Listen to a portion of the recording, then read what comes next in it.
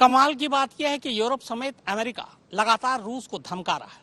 रूस पर तमाम तरह की आर्थिक पाबंदियां भी लगाई जा रही हैं, लेकिन जंग की वजह से तेल और गैस की जो कीमतें बढ़ रही हैं, उससे अमेरिका पर कोई ज्यादा फर्क नहीं पड़ रहा है, क्योंकि अमेरिका कभी भी यूरोप की तरह तेल और गैस के लिए रूस पर निर्भर रहा ही नहीं। आइए अब आपको समझाता हूं कि आखिर तेल का ये खेल है क्या।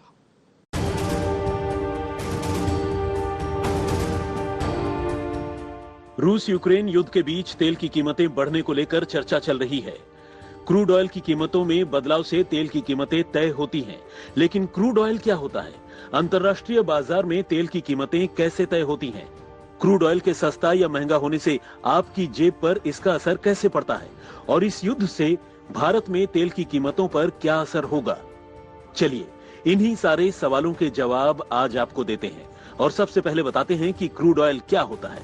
क्रूड ऑयल यानी कच्चा तेल या पेट्रोलियम। पृथ्वी के अंदर पाए जाने वाले पेट्रोलियम को क्रूड ऑयल कहा जाता है, जिसे मशीनों के जरिए बाहर निकाला जाता है और फिर रिफाइन कर पेट्रोल, डीजल और दूसरे प्रोडक्ट तैयार किए जाते हैं। अब आपको बताते हैं कि अंतर्राष्ट्रीय बाजार में तेल की कीमतें कैसे तय होती हैं। क्रूड ऑयल की कीमतें तेल उत्पादक देशों के संगठन ओपेक निर्धारित करता है। इस संगठन में 14 देश शामिल हैं, जो मिलकर दुनिया भर में बेचे जाने वाले तेल का 60% हिस्सा पैदा करते हैं। भारत अपने देश में तेल की मांग बाहर से आयात करके ही पूरा करता है। भारत को 80% से ज्यादा कच्चा तेल दूसरे देशों से आयात करना पड़ता है।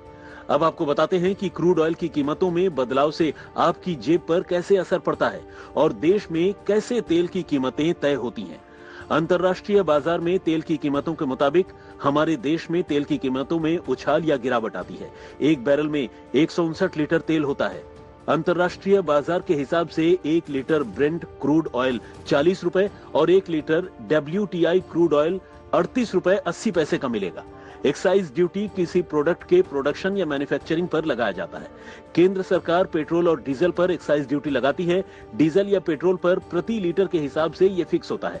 राज्य सरकारें अपने अपने हिसाब से वैल्यू एडेड टैक्स यानी वैट वसूलती हैं और राज्यों में वैट की दर अलग अलग है और राज्य सरकारें अपने हिसाब से वैट तय करती हैं। यानी तेल की कीमतें केंद्र और राज्य सरकारों पर भी बहुत ज्यादा निर्भर है।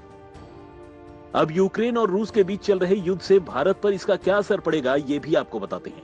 युद्ध की वजह से काला सागर का इलाका, जो कि पश्चिम में बुल्गारिया, रोमानिया, उत्तर पूर्व में रूस और यूक्रेन और दक्षिण में तुर्की के बीच मौजूद है, ये व्यापार का एक अहम केंद्र है। युद्ध की वजह से सभी व्यापार बंद हो गए हैं और कच्चे तेल, गेहूं से लेकर तमाम खाने पीने की चीजें महंगी हो गई हैं और भारत में इस महंगाई का असर देखने को मिल सकता है। आज तक ब्यूरो।